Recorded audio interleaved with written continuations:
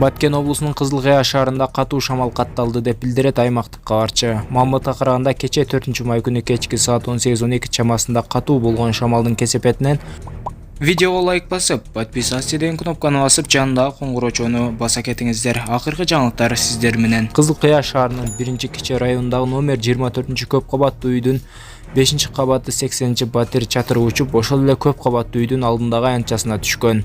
Анын кесепетинен жергиликтүү жашоочуларга жана унааларга зыян келтирилген жок. 3-май күнү Москва шаарында кыргызстандык таксист унаада каза болгону тууралуу видео тарады. Андагы маалыматка караганда мигрант жигит Уктабай энергетик ичип таксиде иштеген. Бул таксист 30-апрель күнү келип Ашанга токтогон. Андан кийин 1,5 суткадан кийин табылды. Жанындагы таксист балдар уктап жатат деп ойлошкон экен. Биз келип ойгосок турбайт. Колдору карарып калганынан тез жардам чакырдык деген Тасманын автору. Маалым болгондой, Аламүдүн райондук соттун чечими менен ал 2-июлга камакта болот. Эскерте кетсек, 2-майда блогер Улан Бекмуратов 76 жаштагы жарандан акча упузалоого шектелип кармалган.